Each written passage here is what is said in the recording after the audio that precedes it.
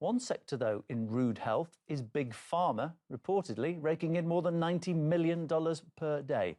Saskia Taylor has more.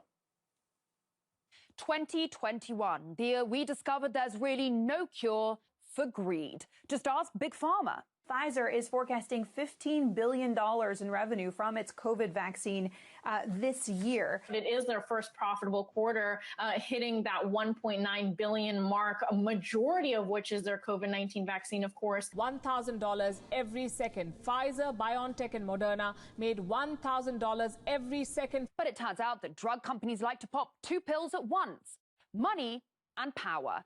And where better to wield one's power than in Washington, D.C. Introducing Congress's biggest lobbyist, Big Pharma, which last year dropped a cool $266 million to sway American lawmakers. Though given how the holy trinity of Pfizer, Moderna and BioNTech was averaging over 90 million a day last year, it's really just loose change, less than 3 days' work, in fact. For the rest of us, though, it's an awful lot. You know what there's also an awful lot of in the US Capitol? Big Pharma lobbyists. In fact, so many that they outnumber congressmen 3 to 1. So what does all that cash and exposure get them? Well, pretty much anything that they want. This is a very powerful industry with significant lobbying clout.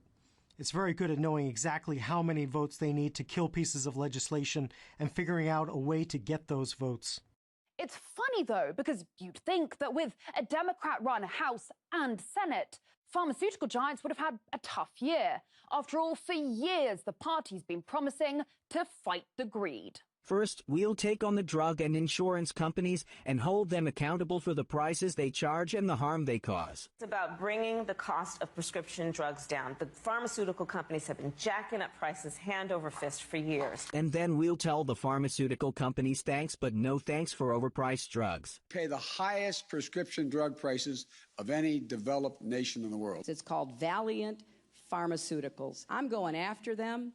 We are going to stop this. This is predatory pricing. But enough is enough. The greed of the pharmaceutical industry is killing Americans and making many of them much sicker than they otherwise would have been. It has got to stop. So we need Congress to finish the job, to come together and make a difference in people's lives. Turns out, though, making money is so much more fun than making a difference in people's lives.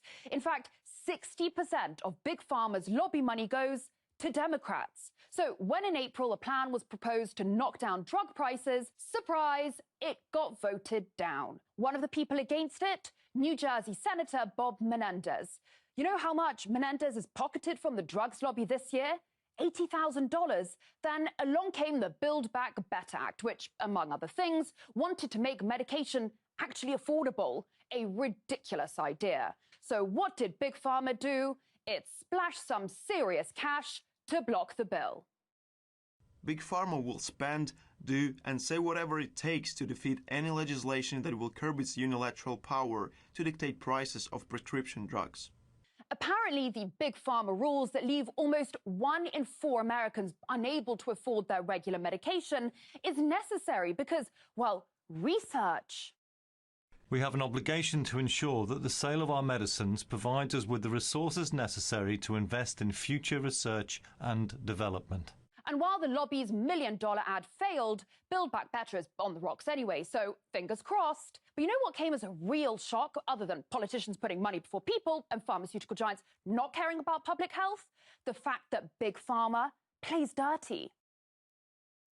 First, drug companies have raised prices with abandon, especially when they succeed in delaying or blocking competition, in some cases tied to higher pay for executives.